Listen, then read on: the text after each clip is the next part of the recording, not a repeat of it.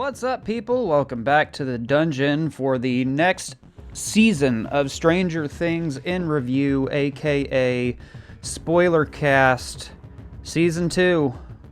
Let's get in here. If you haven't checked out my Season 1 in review, that episode's up. It's a good time. But Season 2,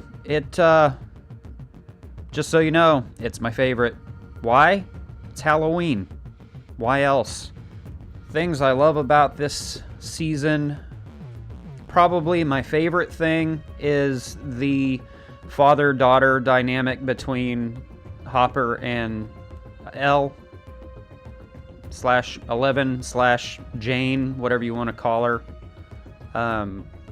Their back and forth is just, it really hits close to home for me personally. I'm a single dad with a teenage daughter, so like I get it when they start getting into it and fighting and arguing and stuff, and like he's just like, I'm just trying to keep you safe. She's like, I'm a teenager, so that means I know everything and I have all the answers and you're just a jerk and I hate you. And he's just like, ah! So like, I relate way too heavily to that whole thing. Things I don't like about this season. I'll get into it when I get into the plot, get into the spoiler portion of the episode, but like they just do some weird random throwaway things that make no sense to the story. Like introducing a character that has like one episode and then you never see her or hear from her again. Like even into the next seasons of the show. That character, like, I don't know, it seems like they were trying to do something or go in a direction with the story but change their minds halfway in, or maybe they just had too long of a runtime. They had to get 9 episodes in this season, so they were like, what do? We need an episode for filler. Like, we need just anything, something. So I don't know. Inspirations for this season. Probably another reason that the season is my favorite. It's very obviously heavily inspired by Aliens. So much so that they cast Paul Reiser to be in this thing. And if we remember, Paul Reiser played Burke in Aliens. He was the corporate suit, the just greedy, conniving jerk that kind of conned everybody into investigating the derelict ship and then causing the infestation, and then he suckered the Marines to take him there so that he could try and get his greedy little paws on one of these critters and bring it back through quarantine, bring it back home for study and back to the company labs. But anyway, yeah, very heavily Aliens. It's also very Exorcist.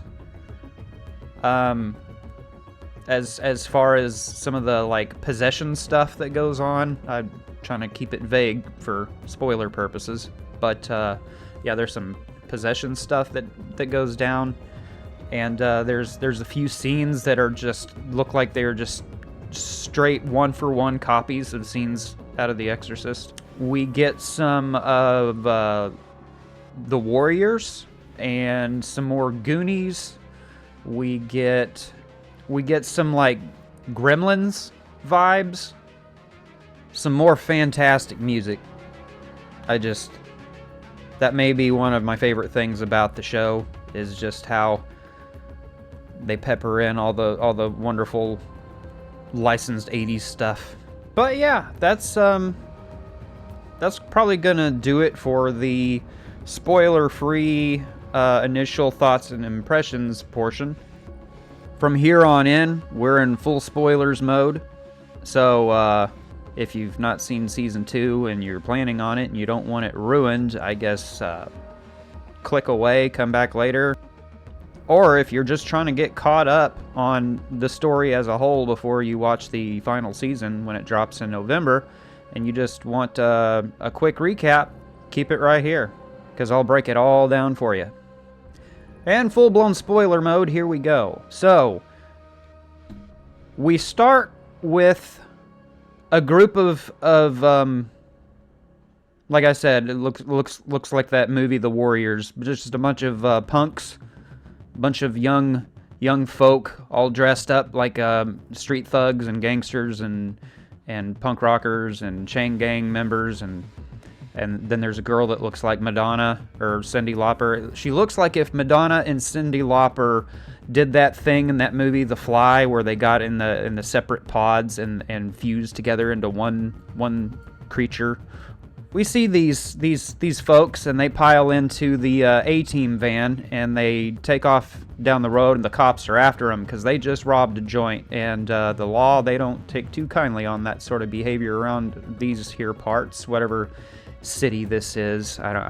Pittsburgh, maybe? I don't know. They take off down the road, and they're trying to outrun the cops, which always works out real well. Wouldn't you know it, they can't lose them. They keep trying, doesn't work out too well. So they ask, what's her face? There's a Middle Eastern gal sitting there, and they tell her she better do something. And so she tells them to take a turn, and they head toward a tunnel, and she does a cool thing where she holds her hand up. She's like, boom. And the cop behind her, it looks like the tunnel just explodes and collapses. And so he slams on the brakes and he swerves the car to miss all the debris so he doesn't wreck. And the kids drive on through the tunnel home free. And it cuts back to the cops. And the cop sitting in the passenger seat's like, Officer Billy Bob, what are you thinking, buddy? What's wrong with you? What's the big idea, huh? What'd you stop for, huh? Huh? What's going on with you, huh? And he just kind of obnoxiously will not shut up. And it's like, dude, chill out. But we kind of learn why he's spastically freaking out so much as the driver gets out of the car and the camera pans back and we see what he's seeing, and the tunnel's fine. It's just fine. It was all some sort of an illusion? Who knows? Pretty weird. But we cut back to the Middle Eastern girl, and we see a tattoo on her arm that says 8. 008, not to be confused with James Bond or any of that kind of stuff, even though maybe it could be some sort of crossover or some sort of shared universe. But yeah, then we get our opening credits. That's how they start this season, with that character, and kind of makes it look like this is gonna be a big deal. Like, we're going into new uncharted territory. We're getting out there and we're gonna meet some new characters and go some different directions. And nope, that's all you see of that character for quite a while. Pretty weird choice. Like I said, I think maybe the Duffers planned on going somewhere with the story that didn't pan out, or they changed their mind, or maybe they didn't have time to explore that very much. But anyway, that's how they start the season. We get our opening credits, same theme song. It's great. We love it. This time when the Stranger Things logo lights up the screen, we get a number 2 behind it, and it's like, woo, it's all flashy and cool. We meet up with our buddies, our boys. They're a little older now. And Dustin's front teeth have finally come in, and he's real proud of it, and he keeps doing this weird purring sound that just makes everyone feel wildly uncomfortable. They're all on their little walkie-talkie radios talking to each other, asking each other how much money, how much scrap they're coming up with, because they're headed, that's right, to the arcade. And Mike, breaks Nancy's piggy bank open and steals all her money, and he's like, I'll pay you back, and she's real cranky about it, and she chases him down the stairs, and it's funny. They're all digging through couch cushions and whatnot, and they're trying to come up with as many quarters as they can. They head to the arcade, and they're gonna have themselves a blast. They get there and they start playing. They're playing Dragon's Lair, and it's really cool. They start noticing the scoreboards on all these things, and they start noticing this name at the top of the leaderboards. It says Mad Max. And they're like, who is this? Who is this Mad Max person? How are they beating my scores? And the super gross dude that runs the arcade standing there munching on a bag of Cheetos, and he's real creepy and gross, and but he's kind of great. He's like one of those hidden gem characters in the show. There's a few of those that pop up. But yeah, they're all having a blast, chit-chatting, hanging out, like everything's perfectly fine. But guess what? Things aren't perfectly fine, because Will feels a tingle on the back of his neck, and they do a real good job of letting you know when he feels said tingle, because he always reaches back there and grabs his neck. That's how you know. When he grabs his neck, tingle time. But he kind of turns slowly and looks around, and all of a sudden the arcade is like, guess what? It's the Upside Down. How'd that happen? How'd we get here? What's going on? Crazy. He hears a kind of some noise coming from outside, and the front door kind of creaks open. He goes out there and he's looking around, and stuff's weird, and he sees lightning. This lightning. All of this back here behind me, this scene is actually ripped straight out of the show. This is what Will sees. He sees this going on in the sky, and he's like, "Whoa, that's crazy!" And all of a sudden, Mike's touching him on the shoulder, and he's like, "Will!" And he spins around, and he's back in the real world. All of a sudden, he's like, "Whoa, what's going on?" And Mike's like, "Are you okay?" And he's like, "Yeah, man, it's fine. It's nothing weird going on around here." Anyway, that was fun. I gotta go. So they all go home. When Dustin gets home, he walks by the trash can by the garage, and it like rattles and makes a weird noise, and it stops him for a second, and he's like, "What was that sound? That was weird. Maybe I should investigate. Never mind. I'll do that in a later episode." So he goes inside.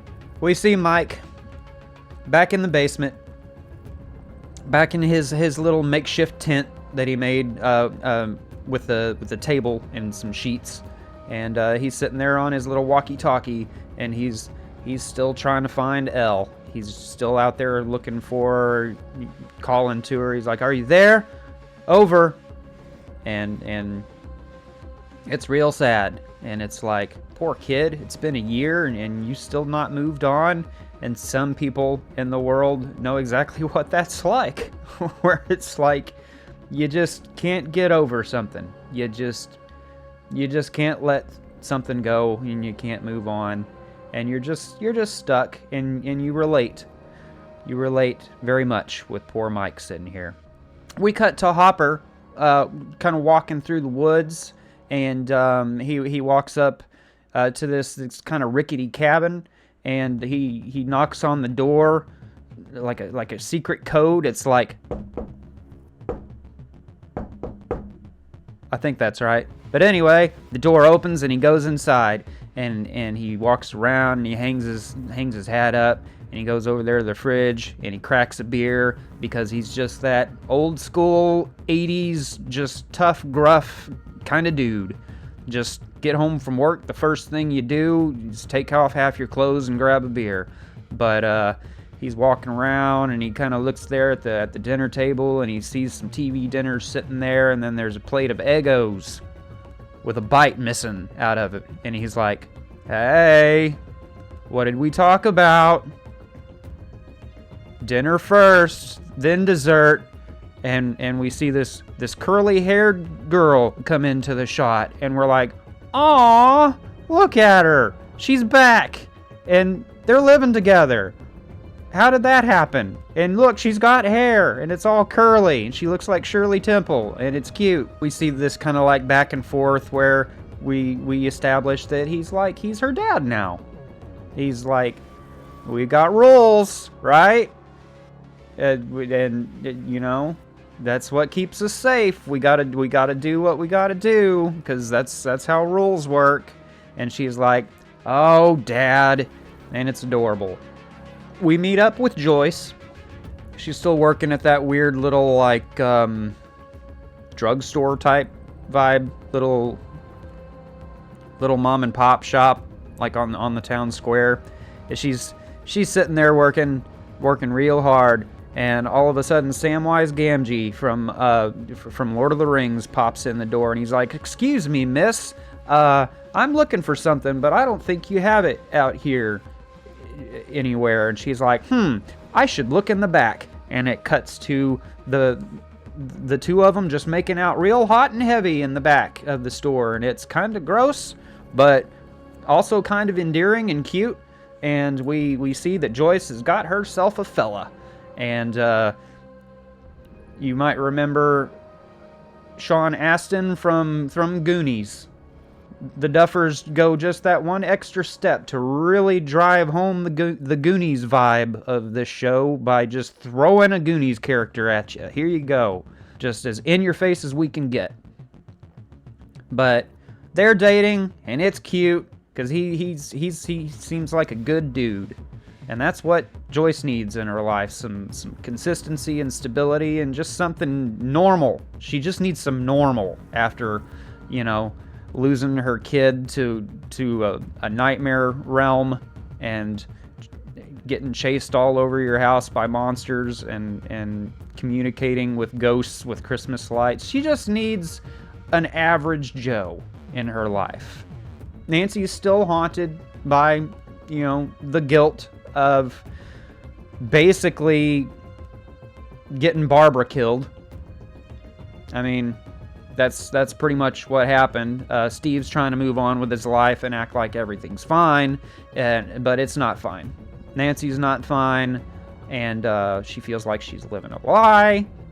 We meet up with Max. This little redheaded girl shows up to class, and the teacher does that fun thing where they just embarrass the other living out of you when you're the new kid in school, and they make you stand at the front of the class, and they're like, "Hey, everybody, look at this person." Ha ha ha! But, yeah, introduces Maxine, and she's like, "It's just Max. Like, nobody calls me Maxine."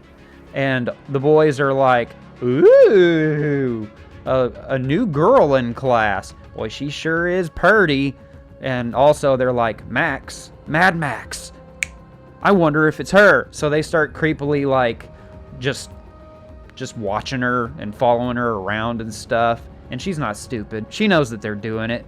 And she's a cool skateboarding chick, and she's skateboarding around, and they're watching her. They're going back and forth about whether or not she's Mad Max, and she throws something in the trash. And like just the creepiest kids ever, they go running full sprint to the trash can and start digging through the trash to get whatever it was she threw away. And I'm like, y'all, it could be anything. It could be like a feminine product, which would be a weird thing to just have in your pocket and throw in the trash can outside. But still, things happen. People do weird stuff sometimes, including rummaging through the trash can to fetch whatever they threw away. But they get it, and they take it out, and they unwad it, and it says, "Quit following me, stalkers." And it's funny. It's like she knows that they're being creepy, and she's like, "Knock it off, you're weird." We are introduced to the town's like conspiracy theorist nut. He's bugging Chief Jim Hopper yet again about all his crazy theories, and he thinks there's Russians in Hawkins, and that's just nuts. Like that would ever happen. But Jim's like, "I don't care, I don't want to hear it, leave me alone, go away." And he's like, "Just give me like 5 minutes of your time." And he's telling him about how there's been a girl spotted in town with a shaved head, and that's real weird. And he's telling him about this and that and the other and all these crazy ideas and all this sort of stuff. And Hopper's been trying to keep everything that went down at the lab. He's been trying to keep all that on the DL. He doesn't want the town to find out what really went on. And so here's this guy. He's like this whistleblower over here trying to out the whole thing. So he doesn't just particularly like this guy just a whole lot. But they get a call, and it's so-and-so at the local farm, and he's got a complaint to make. And so Hopper, oh man, he's got to cut their meeting short because he's got to get on the case and get out there and take care of business. So he heads out to the local farm, and old farmer Fiddlefart over here, his pumpkins are they're not looking great. They've seen better days, and he's talking about how old farmer Piddly Pop next door, he probably came over here and poisoned my patch because that's what farmers do. They're just always out to get each other. And so they're just kind of walking through the pumpkin patch, and Hopper's looking at everything, making lots of faces like this. He kind of kicks a couple over with his fancy chief of police boots and looking at things, and here's a rustle in the bushes, and he goes to investigate, and he gets scared by some crows, and it's all funny, haha. Joyce comes to school to pull Will out of class early, which he super loves because it gives all the kids even more reason to point and laugh and make faces at him and whisper behind his back about what a weird kid he is, as you know, he's always having to leave early to go to a doctor and get like evaluated. And this is where we meet Dr. Owens for the first time. It's played by Paul Reiser. Like I said, he played Burke in Aliens, and I love this casting choice. He's great. I even love him as this character, this Dr. Owens. I love he's got an energy to him. He's kind of checking Will out, talking to him, giving him a once-over, and you know, just kind of catching up on what's going on with him. And he talks about how he's been having episodes. He's been seeing stuff. And the doctor's like, well, that's perfectly normal for what you've gone through. I wouldn't think much about it. It's probably fine. Let me talk to your mom real quick about just... Don't even worry about it. Nothing really important. And he pulls Joyce and Hopper aside, and he's like, so this is going to happen. It's probably going to get worse before it gets better. It's called the anniversary effect. Best thing you can do is just kind of be there for him. Make sure he knows that you're there.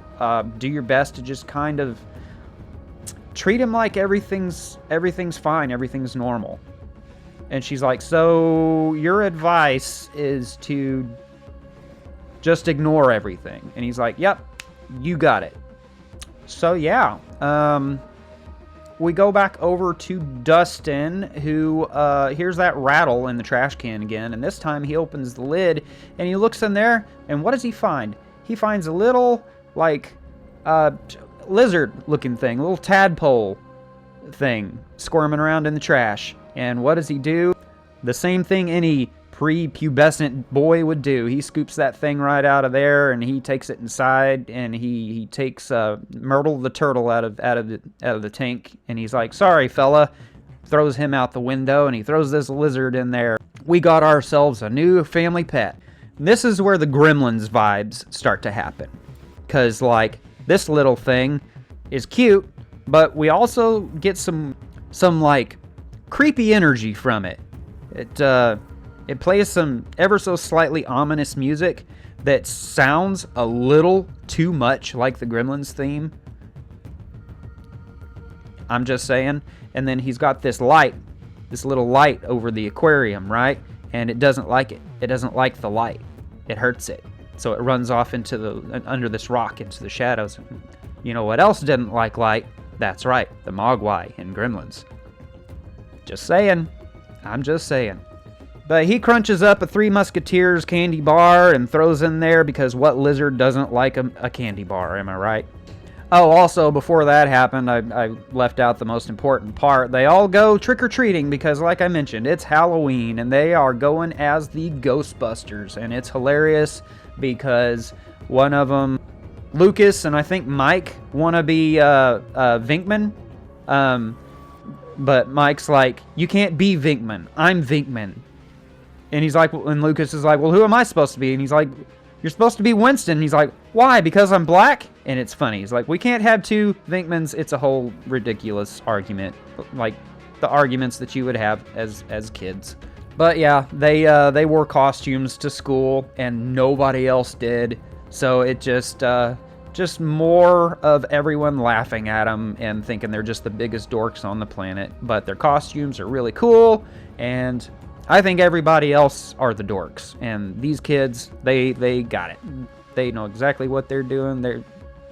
This would have been me and my friends back in the day. But yeah, Will is talking to Jonathan about how he's weird and he doesn't fit in and everyone makes fun of him. And Jonathan's like, yeah, you are a freak and that's okay. Like, who wants to be normal? He wants to be like lame. And it's endearing and cute. And Bob comes into the room. Samwise, he's here to hang out, and he's trying to get to know the boys and kind of develop a relationship with them, and that's fun. And he teaches Jonathan how to use his video camera, which is just the latest greatest new piece of tech in the 80s world. And so Jonathan's going to take this camcorder with him because he's going to take the kids trick-or-treating. On the drive there, Will kind of gets, upset. Jonathan's like, hey, what's wrong with you? And he's like, I don't know. It's just everyone treats me like I'm made of glass. Like I can't do anything for myself. And he's like, that's not true. And he's like, yeah, well, my friends don't have anyone taking them trick-or-treating with them or babysitting them. And Jonathan's like, And so he pulls up and he hands him the camcorder and he's like, all right, go have yourself a good time and, I'll pick you up later. And he's like, thanks, Jonathan, you're the best. He's like, no, you're the best. Jonathan goes to a party, Halloween party, that Nancy had invited him to earlier that day. And he was like, I can't do it. I got to take my kid trick-or-treating. And so now he doesn't have that excuse, so he goes to the party, and Nancy is there, and she is real drunk, because she's not okay. And Steve is trying to just party and have a good time and just act like everything's fine. Things are not fine. And so her and Steve are kind of bickering back and forth, and we've also been introduced to Billy. He is the super cool bad boy type character. This is Max's older stepbrother, and he drives a Camaro, and he's the cool new kid in school. And he's there at the party, and he's doing like a keg stand, and he's breaking records, and he's getting in people's faces, and we're just like, oh, this guy's gonna be trouble. So Jonathan's here, and he's just kind of milling around in the crowd, creepily giving Nancy the side eye, just kind of watching her from a distance, as he does. He's taking pictures of her in the bushes and whatnot. But her and Steve are fighting, and ends up spilling her drink all over herself, and so she goes to the bathroom to try and clean herself up. She's wearing a white dress, and she spilled like red liquid all over it, and she's just trying to wipe it off, and he's like, that's not gonna work. And she's like, shut up, it totally will. And they get into it, and she's just like, hey, everything's BS. Everything. She's like, we're just acting like everything's fine, like we're in love. And he's like, whoa, wait a minute, like we're in love? So what, you don't love me? And she's just like, it's BS. And so he gets mad and he storms out of the room, leaves her in there by herself to wipe off a red stain with toilet paper. And Jonathan takes her home and puts her in bed, tucks her in, all cute like. It's at this point that the audience were like, you know what? We're rooting for you, Jonathan, even though you're just still really creepy. You're clearly a good dude. And you clearly really care for this girl, so we're rooting for you. We hope you kids get together. While the others are out trick-or-treating, Will has another episode where he's just in the Upside Down again all of a sudden, and he notices this guy. This thing just shows up, and he's like, whoa, what? So he turns around and he takes off running, and he's hiding, and you're just kind of doing that thing where you wad up in a ball and you're like cradling yourself, and you're like, borderline crying and talking to yourself. We've all done that. But yeah, again, tap on the shoulder. It's Mike. He's here again. He's like, "You okay?" And Will's like, "No, not at all." And so Mike takes Will home, and Dustin and Lucas are like, "Hey, what's going on? You can't just leave." And he's like, "We're not having fun anyway, because Max is here, and we didn't invite her, and she's ruining everything." And it's kind of funny because it's like the reversed of season 1, where Lucas was cranky at Mike for allowing Elle into their party and for like giving all his attention to Elle, as everything was about Eleven. And so now the roles are reversed, and Lucas and Dustin are obsessed with this Max girl, and Mike's like, whatever. Also, I think he's a little jealous that his gal pal is still missing. But yeah, Mike takes Will home, and they have a chat about how Will keeps having these episodes, and he keeps seeing this thing, and he feels like it's no good. It's trying to get to him, and it's trying to hurt everybody, and it's bad news. We get some more calls to the police station, more farms with rotting crops. So Hopper goes to investigate, and he snoops around the town. He looks at all these different pumpkin farms, and everything's just rotting. And so he has his deputies go out, and they start marking all these areas around town that this is happening. And so he pulls out a map, and he marks all these places, and he does some circles and draws a whole schematic. And you know what's right smack in the middle of all this? That's right, Hawkins' lab. And he's like, I knew it. And so he goes back there, and he has a chat with Burke, and he's like, hey, something doesn't add up. Something's fishy, and it all leads back to here.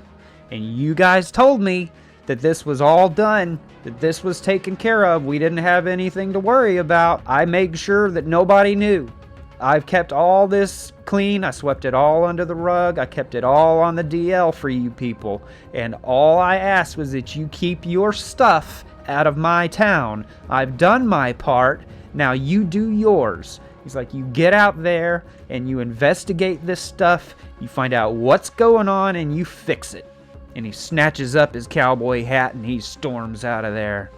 Back at the cabin, Eleven's getting real cranky about being cooped up inside, and she's been basically a prisoner for like a year now. She's not allowed to go outside. She's got to keep the curtains drawn. She's got like all these rules and stuff, and there's one thing teenagers hate, it's rules. So she tells Hopper, she shows up with a sheet, that classic Halloween costume where she's got a sheet over her and with just eye holes poked out. She's like, see, I nobody would know it's me. Nobody would know. And he's like, no, we can't do it. We can't do it. It's a risk. We don't take risks because it's stupid. And what do we not do? We don't be stupid. And we start to notice that there's some, they're butting heads a little bit. There's some tension building here between these two. And he's like, I'll tell you what, I'll take off work early, I'll stop by somewhere, I'll get a bunch of candy, and I'll come home and we'll watch some scary movies together, and we'll eat candy and get fat, and we'll have ourselves a good time. How about that? And she's like, all right. But what happens is he's good at his job. He's got that attention to detail, and when he tends to get in the zone and distracted, gets real caught up in his work. He loses track of time while he's out there investigating all these rotting pumpkins, and finally looks at his watch, and he's like, oh, in the doghouse. He just knows. He's like, man, ugh. So he bribes a kid to give him his Halloween candy, and he speeds on home, and he gets there, and he knocks, and she won't open the door, and he finally uses his key, and he gets in there, and he sees the power cable for the TV is strung across the living room and into the bedroom, and the door's shut, and he's like, oh man, here we go. So he knocks on the door, And he's like, hey kid, I'm sorry, I lost track of time. But she doesn't answer. She's doing that fun thing where she uses static to astral project. And so she's just kind of out there eavesdropping on the world, out there spying on everybody. We get a scene where Bob offers to take Will to school. And so on the drive there, he's kind of, he's trying to connect with him. And it's really endearing and sweet. And he's like, I know you've been having some bad times and some bad dreams and stuff like that. And I actually, I went through some similar stuff when I was a kid. There's this clown terrified me when I was a child, and I kept having bad dreams. And finally, I stood up to it in my dream. I stood up to it and I told it to go away. And it went away, and the dream stopped, and everything got better. And he's like, maybe you should try that the next time this happens to you. So we go back to school, and Dustin's introducing everybody else to his fun little weird tadpole friend, his little pollywog. He's named him Dart, because he loves Three Musketeers bars, and one of the Three Musketeers was D'Artagnan, so he named him Dart, because why not? And this thing is gotten much bigger. It seems to be growing abnormally fast, and also tadpoles are aquatic. So this is something weird and new. And he's got it in like a shoebox, and he's gonna show it to the science teacher. And it's another scene that's basically ripped straight out of Gremlins. Dart escapes, and they go on a fun scavenger hunt around the school to try and find him.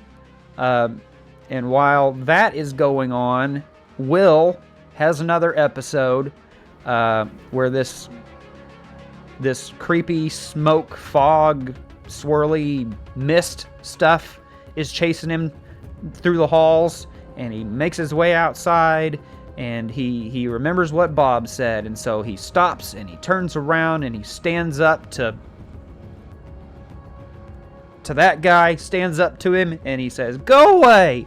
And thing keeps coming, and he starts screaming, "Go away!" And nope, guess what it doesn't do? Go away. So maybe Bob is just an idiot. Who knows? But this thing just vomits smoke out of its leg, is the best way I can describe what happens here. It puts its giant, weird hand down around Will, and all of these swirly little smoke tentacles come out and just burrow straight into his face through all of the holes. Just all of them. There's smoke tentacles in every hole. Google search that and see what kind of weird deviant art pops up. But anyway, that's happening. That's weird. Joyce shows up to pick up Will from school around about the time that this is happening. So they throw him in the car and take him home, and he starts acting real weird from here. He's like hypothermic and refuses to take a hot bath. He says he likes it cold, and she's like, "Who's he?" And he's like, "I don't know." And it's freaky deaky stuff. So she has Hopper come over, and because all of this is weird, and Hopper's kind of talking to him, and he's just like, "I don't know, man. I don't feel right. I feel like I'm dreaming or something." And Joyce is like, "Okay, well, if you can't talk about how you feel, maybe can you like draw it?" And he's like, "Sure." So they start handing him paper and crayons, and he's just going to town, and it's real disturbing. Like it's unsettling. He's just scribbling and throwing these papers everywhere, and they're looking at him and they're just like, what is this? This is just like scribbles. And A couple of them are just happen to be laying on top of each other in just the right way, and they kind of like match like pieces of a jigsaw puzzle. And so they start matching all these things up, and the next thing you see is they've just got papers everywhere throughout the house, down the floor, up the walls. I think there's a few on the ceiling. I think there might be one in the toilet bowl, but they all stitch together to make this thing. And they're like, "What is this? What are we looking at? I don't know what this is."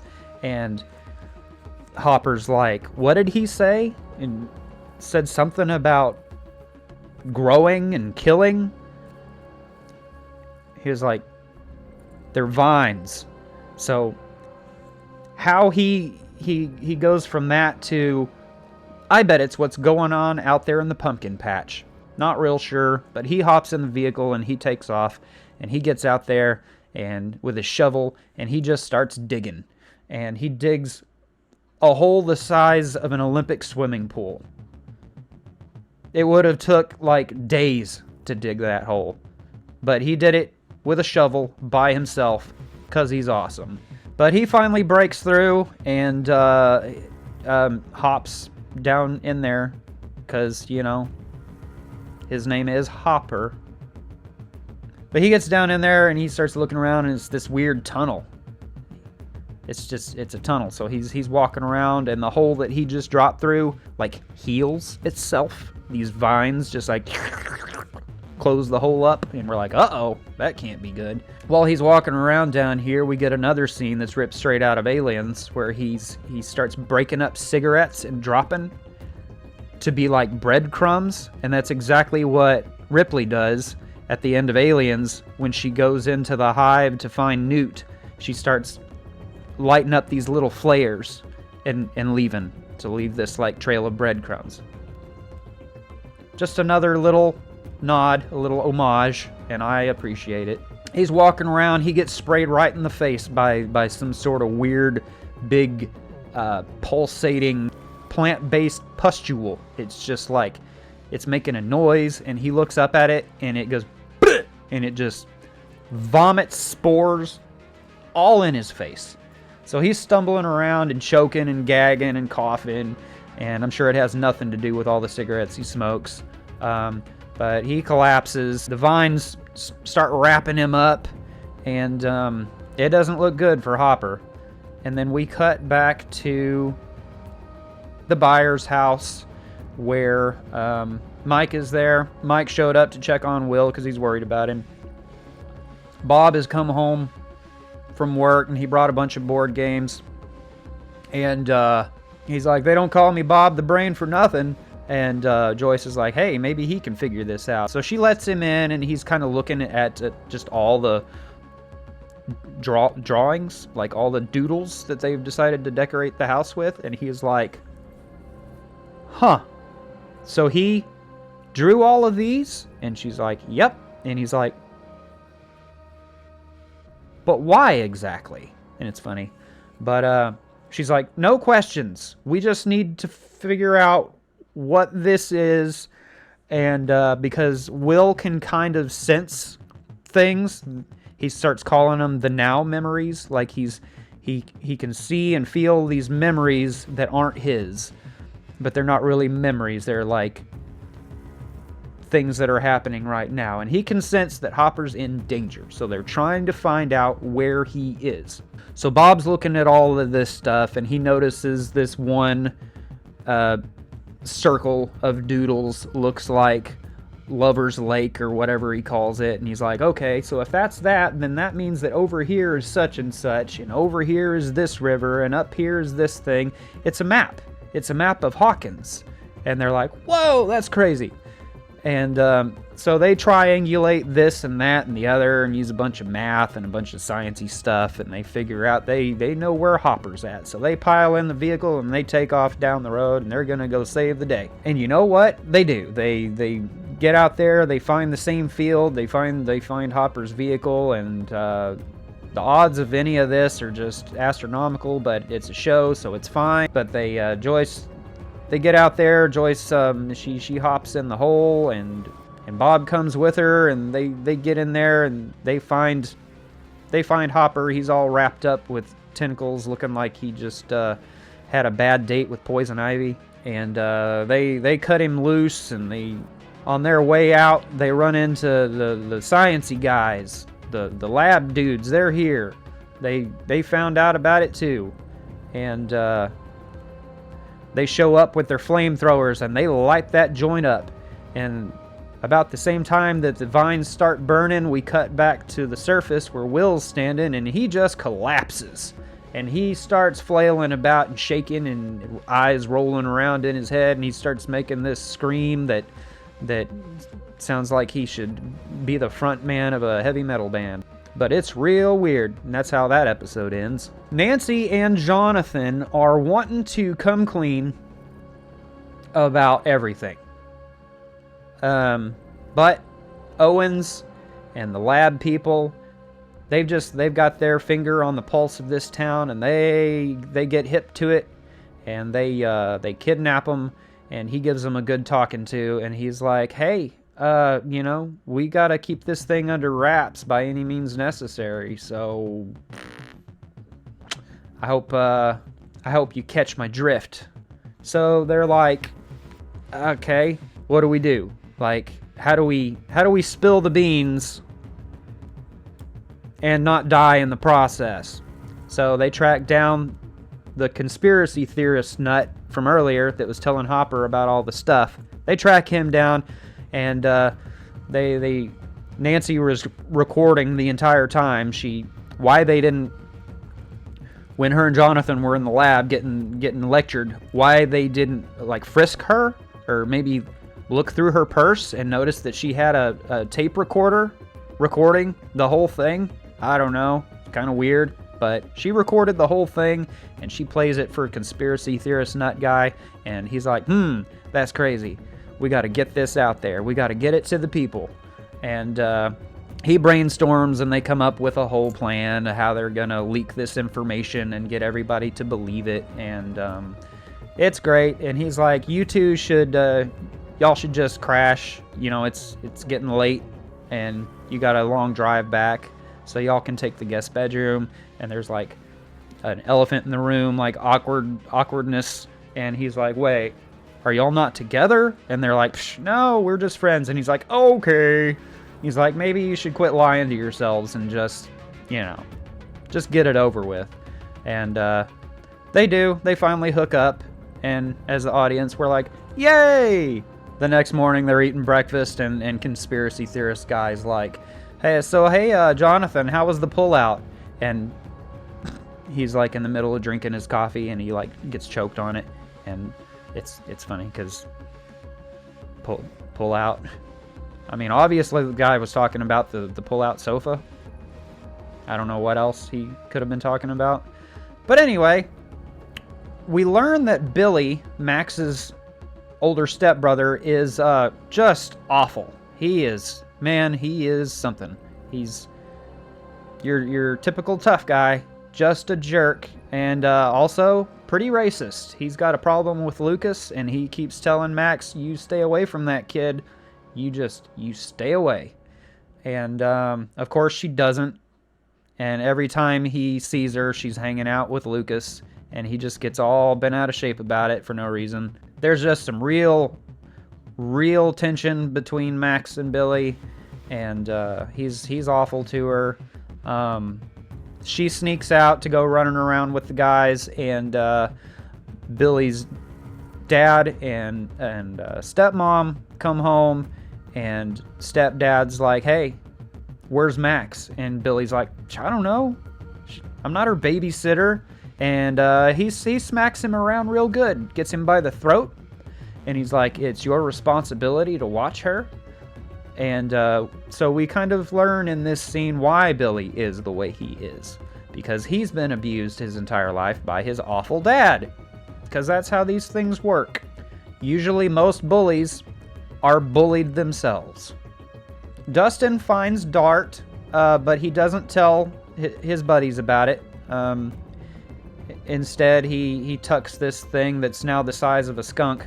He just kind of tucks it inside his hat and he's just wearing him on his head, like just the weirdest helmet ever. Will is in the laboratory, the Hawkins lab, being monitored, and he's in excruciating pain. They can't figure out why. Owens puts together that he is symbiotically connected to the stuff, the vines, all the stuff going on in the underground tunnels. They start digging, and they find that though they'd been monitoring the gate on the surface level and burning the vines that were growing out of it, they didn't think to look under it. So they start digging under this thing, and it has been tunneling under Hawkins this whole time. So this thing has just grown down for like a mile under Hawkins, and it's pretty horrifying. But yeah, Owens has figured out that Will's linked to all of this, and so when they burn the vines, he feels it because it's all linked together through a hive mind. So while Will can tap into that mind can also influence him and control him. And so this is where we start getting into the like exorcist stuff, because Will is possessed. Will's been possessed by this thing that the kids have started calling the Mind Flayer. This supreme evil intelligence that's controlling everything. The Demigorgons, the vines, the weird pulsating pustule plant in the tunnel, that thing, all of it. So they're trying to figure out what to do, how to break Will of this thing's control. And Will comes to, and he's like, "Hey, I think I've got a plan. I think I know what to do." And so they take him back home, and he's looking at his doodle map, and he's like, "Here," and he points at this one section that's like a hub where all these tunnels come together, like a crossroads. And he's like, "Right here. The bad guy, he doesn't want me to see this. I don't know what's in here, but he won't let me see it. It's got to be important."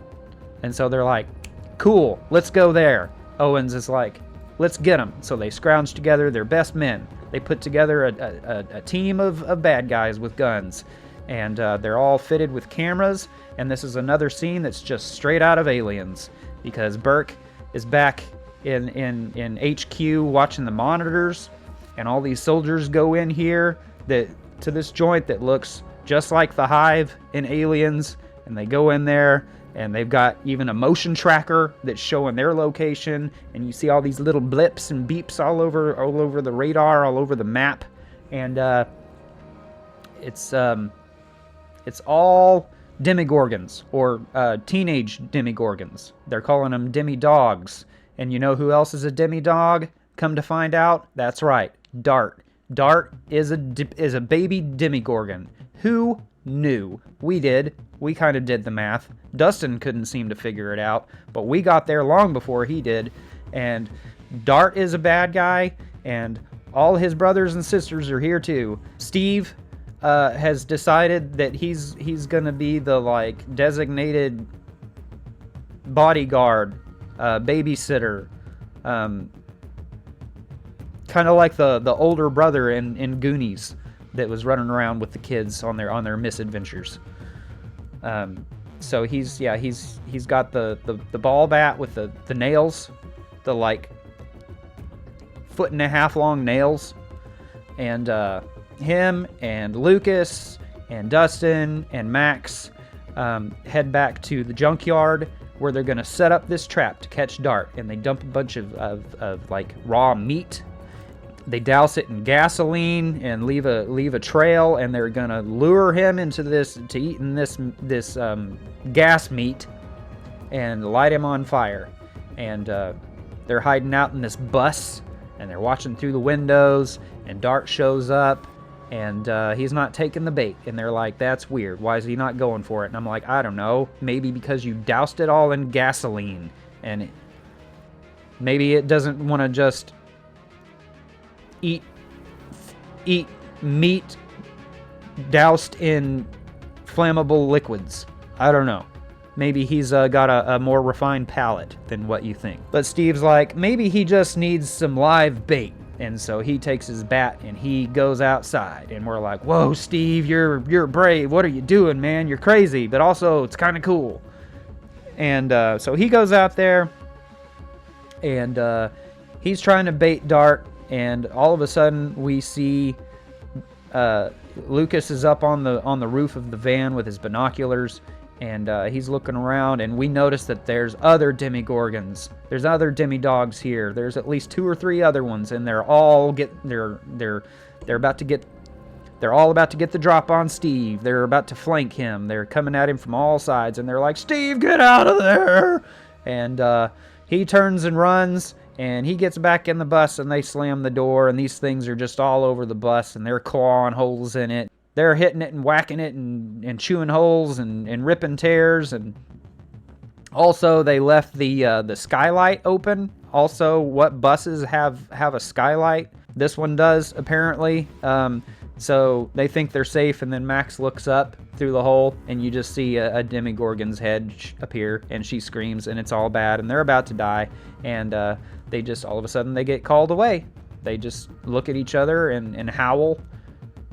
And take off running. And they're like, where are they going? Did we scare them away? And Steve's like, no, they're going somewhere. And we cut back to the soldiers in the tunnels, and they make it to the hub. They find the big open area, the nexus point, if that's what you want to call it. It's all very foggy and creepy, and they're there. And all of a sudden on the motion tracker, you start seeing all these dots coming from all the different ways, all the different tunnels. All these dots are coming, and they're like, no, it's a trap. You gotta get out of there. As it turns out, Will was being manipulated, and he let them all into a trap to kill them all. And the Demidogs show up, and they eat all them guys real good. And one of those tunnels leads back up the elevator shaft. Where? That's right. All the way back up to the lab where they're all hanging out, and they're all just camped out right above this giant hole. And the Demidogs, they show up, and they break through the glass, and they come crashing the party, and they get up in there and they eat everybody. Hopper manages to get Will and Mike and Joyce out of there, but Bob, poor Samwise, he just, he doesn't make it. We'll just say that. He kind of does some things to, he goes and he flips some switches and he does some things to unlock the doors so that everybody else can escape, but he gets eaten in the process, and it's all very sad. And Joyce is very, very upset, but Hopper's like, don't even worry about it, dude. I'll take real good care of her, if you know what I mean. Haha. So they get out and they go home. Dustin and Steve and all of them, they get there too, because it's that point in the season of a show where everybody comes together, all your different characters. They just have like a meetup, like a powwow, just kind of talk about what's been going on in the show up to this point. They're like, oh, you did this? Cool. We've been over here doing that. So yeah, all of that's going on. And here's my problem. Here's my one problem with this season. The girl that they introduced in the opening scene of the season. The girl with the like illusory abilities to like make people see illusions. They have an entire episode right where Will gets possessed out on the playground at school. Eleven gets sick and tired of being stuck at home, and she decides she's had enough. She's gonna go on an adventure, so she leaves. That's like rule number 1: don't go outside. So she leaves. Teenage girl. What's the one thing they're gonna do? Whatever they're not supposed to. So she leaves and she goes on this whole fun jaunt around town, and she gets seen by all kinds of people. And she goes to the school because she just wants to see Mike. Like, she misses him. She just wants to find him and talk to him. And she just wants to see Mike. And so she goes there, and she sees him talking to Max, and she gets all jealous, and she yanks Max's skateboard out from under her with her mind powers and makes her fall down, and it's all funny. And she goes back home. She didn't get what she wanted. She wasn't able to talk to Mike, so she goes back home. And when she gets there, who's waiting for her? That's right, Hopper. He's just standing there on the porch. Yeah, all you see is like his silhouette. You just see a shadow of him, and you just see that lit cigarette burning in the darkness. And you're like, oh snap, it's about to hit the fan. And she storms past him, and she goes inside, and he's right behind her, and he slams that door, and they get in there, and the fight is on. And it's that, if you're a parent, you know this fight all too well. Especially if you've got teenage kids, you've been here. You can relate to this so hard. They get in there, and he's just like, what are you doing? What are you doing? We have rules for a reason. I'm trying to protect you. I'm trying to keep you safe. And she's like, you're just a jerk, and you don't want me to have any fun. And he's like, stop being stupid. You're going to get us all killed. You're going to ruin everything we've built. And she's like, I don't care, because I'm a teenager and I know everything. And she starts throwing stuff at him with her mind powers. And he's like, you better knock it off. And so he grounds her from the TV for a week. And he goes to try to pick the TV up, and she's holding it down with her mind powers, and he's like, let it go. And she's like, no. And he's like, all right, you're grounded for 2 weeks. And he goes to pick it up, and it won't budge, and he's like, let it go. And she's like, no. And he's like, all right, you're grounded for a month. And he goes to pick it up, and it won't budge, and she tells him no, and he says, congratulations, you just lost your TV privileges forever. And he takes the power cord and he rips it in half, and she's like, no! And it's a whole thing, and he's like, look, you've got to learn that there are consequences to your actions. And she's like, shut up, I'm a teenager. And she storms off to her bedroom, and she mind powers the door shut. And she screams, and it explodes every window in the house. And he's just like, teenage daughters. So then she decides, we don't really know. She doesn't just come right out and say, but we kind of get the impression that she's sick of all of this. She doesn't want to be here anymore. She's been wondering about her mom. If she has a mom, where she is, what's going on with all of that. So she does the whole thing where she blindfolds herself and she astral projects, and she gets out there and she finds her mama. And so she goes on a road trip to find her mother, and she does. And she's sitting there in her little chair, just completely checked out from reality. And 11 does some more telepathy stuff where she connects to her mind, kind of does like a Vulcan mind meld, and connects with her, and is able to kind of read her thoughts and memories and see what happened to her. And turns out that Dr. Brenner from the first season did all this stuff to her, and then she had Jane, she had the baby, and the baby was born with powers, but they took the baby, they delivered the kid, did a cesarean, cut her out of there. They took the kid, they told the mom that she was dead, but she knows it's not true. So we see her break into the lab with a gun. She's trying to find her kid.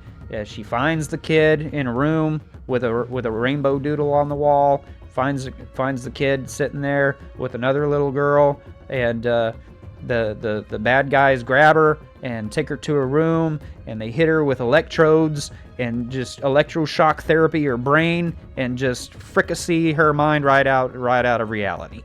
And so that's why she's just stuck in this loop of memories. She just keeps saying this cycle of words over and over because she's just stuck in those final moments of lucidity. And it's really, really uncomfortable and trippy, and we feel all kinds of things. Pity, anger, it's all just bad. And Eleven's just completely broken hearted by this. But she kind of stays there with her for a little bit. She learns that her aunt is making phone calls to people, and she knows that she's going to get found out, and so she steals her keys and leaves. She hits the road, and she finds her way to what's-her-face, the girl from the beginning of the show. Finds her way to the city, meets up with that girl, kind of pals around with her and her crew for a little bit. They're out there robbing joints and causing trouble and getting into all kinds of scraps and scrambles and causing anarchy. And the girl does teach Eleven how to kind of have a better handle on her powers and be more in control of her abilities. And that's about the only real takeaway that we get from this, because she pals around with them for a bit, and at the end of that episode, she's like, my friends are in trouble, I gotta go home. So she splits, and that's it. We never see that character again, or any of it. Like, it's so weird. It feels so out of place. The placement of that episode in the season is just awkward as can be, because it goes from the demidogs climbing up the tunnel in the lab to just eat everybody there, to this episode of 11 palling around with these random characters. And then the next episode is them getting back to the lab of them getting attacked by the demidogs and trying to escape and everything. It's just weird. The pacing is weird. Its placement in the season is weird. It's the only thing in the season I don't like. It's just awkward. I'm fascinated. I need to read up on it and see, because my guess is that they planned on doing more with this part in the story, with this character, and doing something with that, but for whatever reason decided not to. But instead of just scrapping that episode completely, they left it, and I don't know. It's just weird. But yeah, so we go to they're all at the Byers house, trying to form a game plan, put all their stories and experiences together, talking about what all's been going on, what they should do.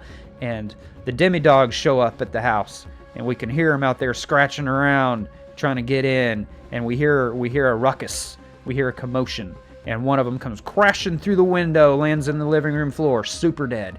And we're like, whoa, what's going on? And the front door just unlocks itself and flings open, and in comes walking 11, and she looks like she's come from the filming of a Madonna video or something. She's wearing a jacket that's way too big, and her hair's slicked back, and she's got on the emo makeup. She's Bad News Cruz. She's here looking for trouble and to save the day. She's reunited with everybody. Her and Mike finally reunite, and she gives Joyce a big hug, and Max tries to introduce herself, and she just completely brushes her off, and we're like, aw, poor Max.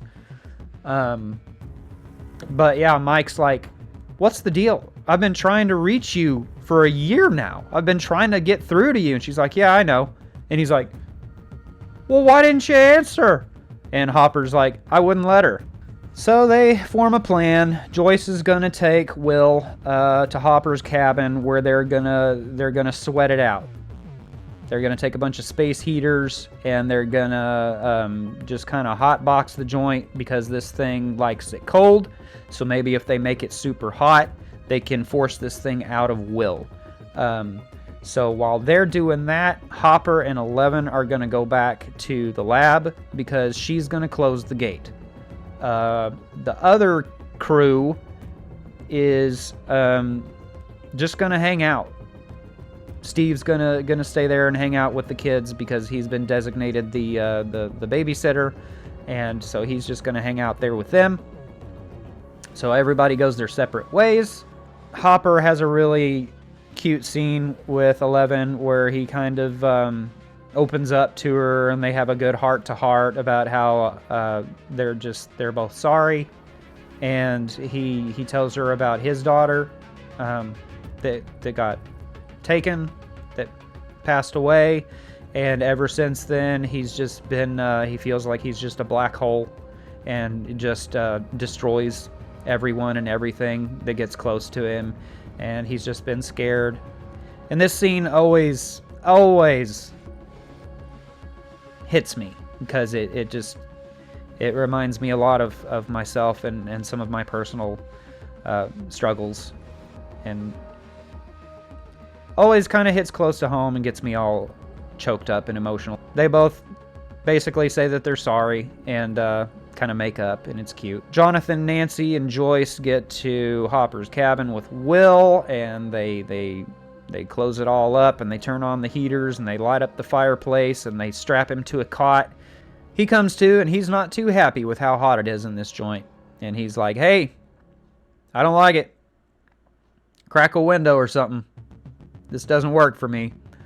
But they sweat it out, and they finally, they take a fire poker out of the fireplace and stick him with it, and it's all pretty harsh. Seems a little extreme, but he vomits that black smoke just right out of there. He just pukes up this black void, and it swirls around the room, takes off out the door and up into the sky.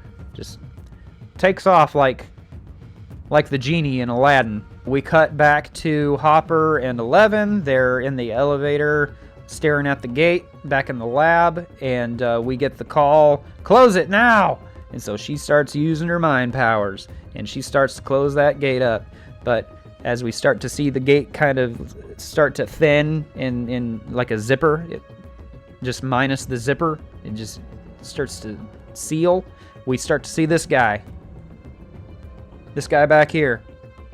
He's back. He's just on the other side, and it's all very, very scary, because he's just there.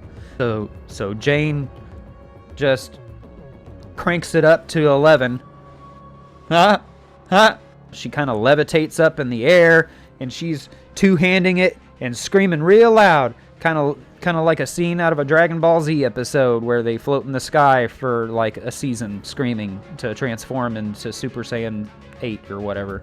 While all this is happening, Steve is back at the Byers' house with the kids, and who shows up? Billy. Billy's been sent on a mission to track down Max.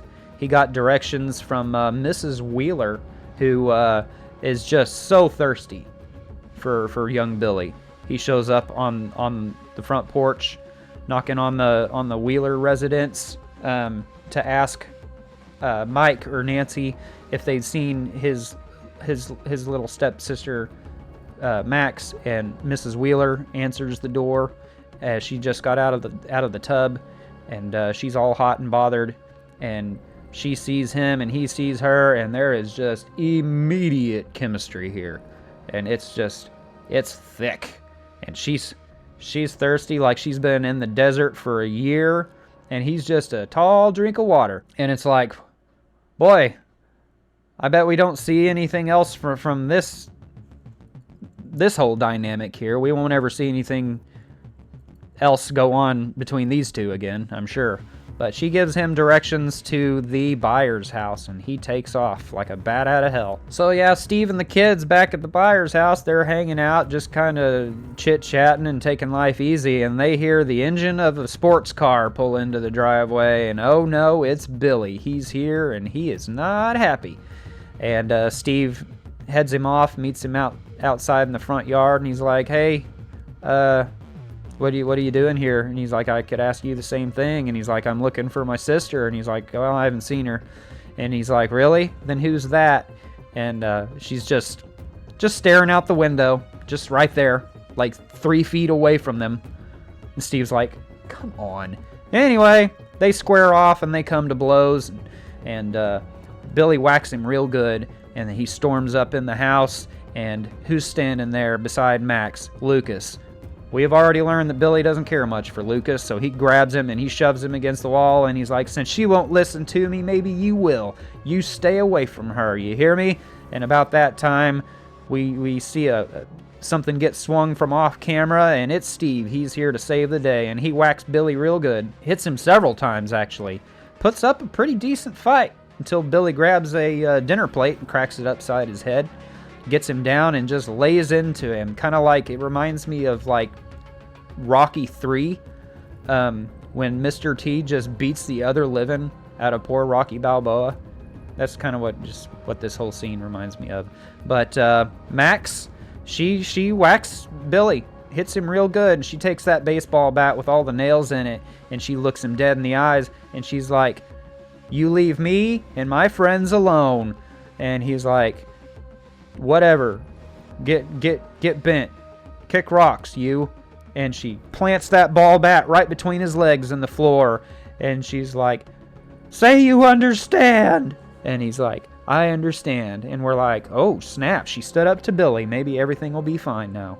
So the kids take Steve and they throw him in the Camaro, and Max gets behind the wheel, and she's got like a cereal box or something tied to her shoe so she can reach the pedal, and they're flying down the road just as fast as they can go, because they're gonna go to the tunnels, and they're gonna light it on fire to clear the way for Hopper and 11, because they know all the Demidogs are there at the lab guarding the gate, and Hopper and them don't stand a chance, so they got to clear the way. It's kind of like that scene in Return of the King, Lord of the Rings, where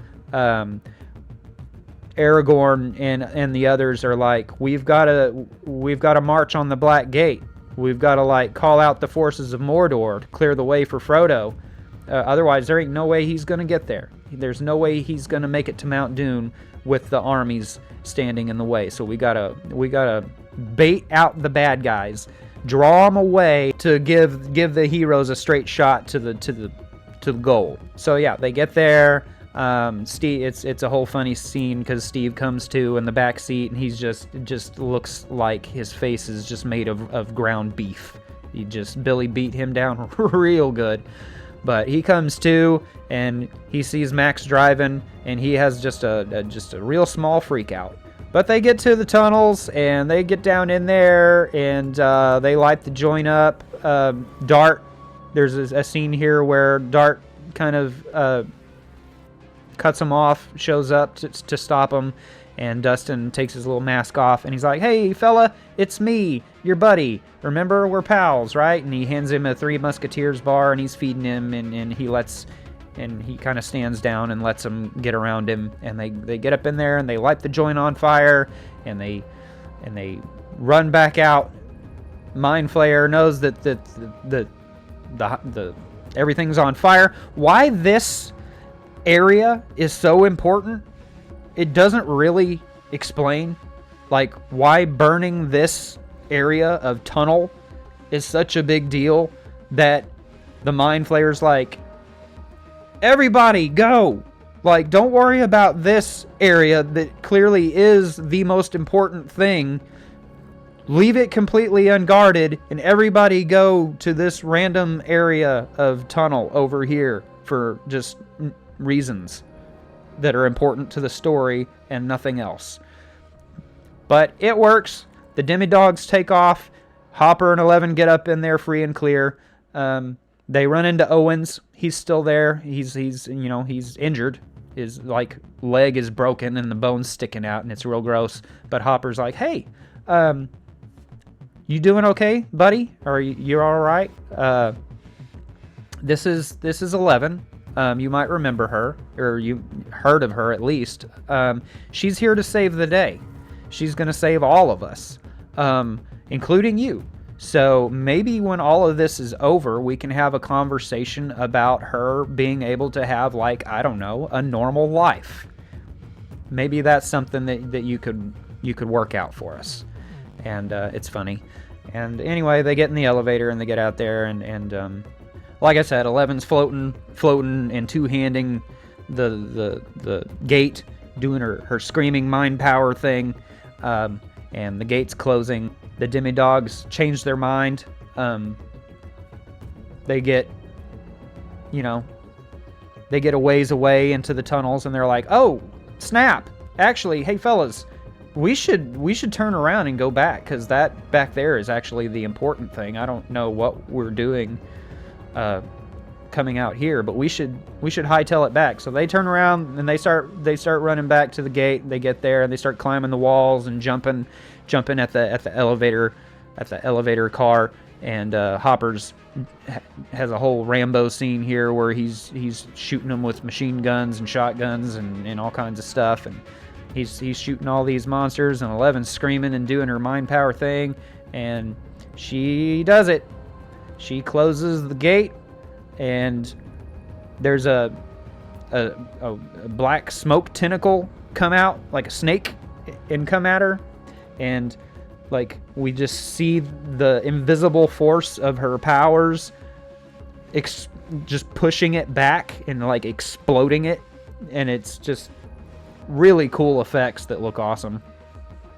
But yeah, the crack just whoop, like a zipper, zips that thing up and closes the gate, and almost immediately, once the thing's closed, all the Demogorgon dogs just start falling, just lifeless, just cut off from their source of power, just dead, super dead, including Dart, and that's kind of sad. We see a scene of him back in the tunnel, just laying there, twitching, with a Three Musketeers bar laying next to it. It's like, what a way to go. But she did it. She saved the day. 11. She sealed the gate, closed off the Upside Down from this world, and got rid of all the bad guys, and everything's great. Will, he's back to his old self. No more demonic possessions. Steve, he's gonna have one hell of a headache, but he's all right.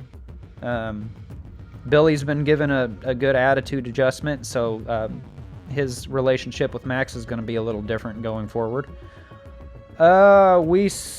We go from here to the Hawkins school, where they're having their little dance, and all the kids are there looking sharp, wearing their Sunday best, and Dustin shows up with just some hair. He's been taking hair grooming tips from Steve, and it's something. I don't know if it's a good something, but what he's got going on is something. He's got this little curly Q thing going on, looking like Superman a little bit. But yeah, they all show up, and Lucas and Max start dancing, and some random girl comes up and asks Will to dance, and so he's dancing, and we get a heartbreaking scene with Dustin, where he's just trying to get any girl to dance with him, and they just one by one systematically shut him down, and it's hard to watch, and you feel for the kid. He's just sitting there on the bleachers crying, and Nancy shows up. She's there, I don't know, working like the ticket counter or something, or like she's taking tickets at the door. I don't know. She's there doing something, and she sees him sitting over there, and she feels sorry for him. So she walks up and she takes his hand and she takes him out on the dance floor, and he's dancing with her, and she's like, "Don't worry about it. Girls this age are stupid. Like, they don't know what they want, but they'll figure it out. And when they do, you're going to knock them dead. And it's adorable. And we've kind of not liked Nancy just a whole lot up to this point. She's kind of been a jerk, like wishy-washy with her feelings, and like being awful to Steve, and kind of playing games with Jonathan's heart. And she's not really seemed like a real great person up to this point. But this is a really, really sweet, really compassionate, tender moment here. Cool thing that she does, and really changed the way I saw the character, and started liking her character at this point. So Mike's standing there by himself, the only one not dancing with anyone, and we see the doors open, and in walks 11, looking like straight out of Pretty in Pink. Just Hopper made a deal with Owens for all the government people to just kind of, kick rocks for a night and leave everybody alone and let her go be a kid and do the teenage kid thing. What every teenage girl wants to do. They want to go to the dance. So she goes to the dance, and she dances with Mike, and they share their first kiss, and it's adorable. All the kids are dancing and smiling and happy and having fun, and it's great. The camera goes outside, and Joyce is just kind of out there standing beside her car, because even though it's all over, it's not over for her in her mind. And, when you worry about your kids, you always worry about your kids. You never stop. So she's kind of backed off a little bit so that Will can have some fun, but she's still there in case he needs her. And Hopper's there because he brought 11, and so he kind of moseys over, and he's kind of talking to her, and they share a cigarette, and he asks her how she's doing, and she's not doing good because, she just lost her significant other, and Hopper's been there. And he's like, it takes a while. It never quite goes away, but it does get easier with time. And it's adorable. And they clearly care about each other, and we start to see some small hints that maybe there might be something there. And the camera does this really, really cool thing where it kind of pans back. We see a landscape shot of the school, and the camera goes down and kind of flips. And we see the upside down version of the school. And the sky's just black. Everything's just dark. And this red lightning flashes, and you see this guy. He's still there. That guy's still there. He's just standing over the school, obviously just there watching them, just watching over them. And it's like, oof, is it over? Like, is it over, or is it? And that's it. That's Stranger Things Season 2. Aside from the weird, random, out-of-place throwaway episode that I wish they would have just cut completely, this season is about as close to perfection in TV as you can get.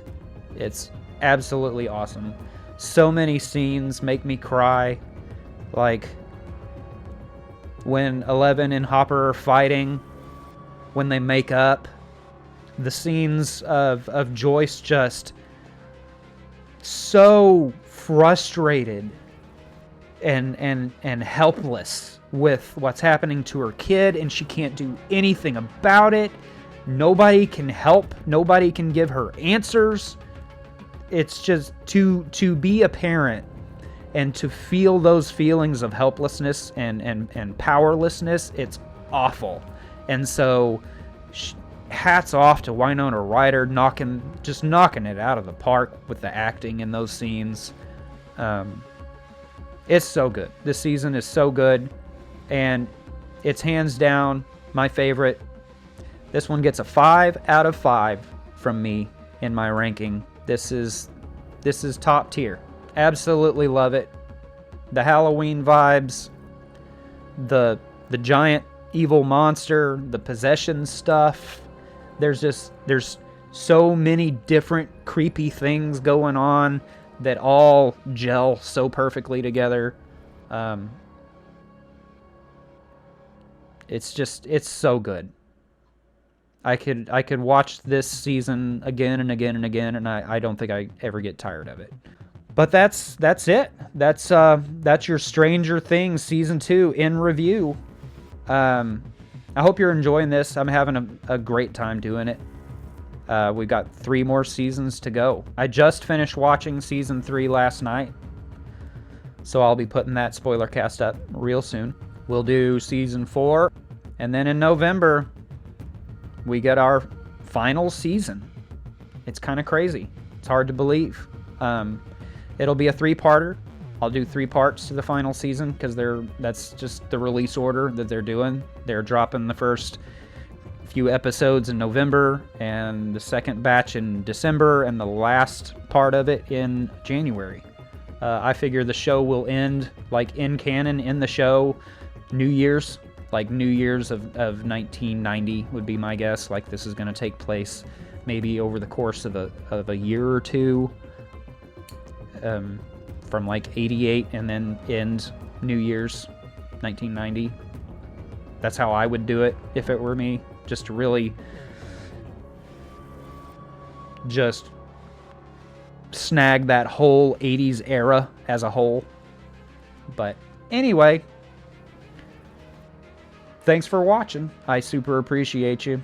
If you want to hang out for just a second when this video is over, there'll be thumbnails in the corners of the screen. That's some other stuff that I do. If you want to check any of that out, give those things a click. They'll be right there for you. Be sure and like, share, and subscribe if you haven't yet. Come back and join me next time, and until then, we'll catch you later.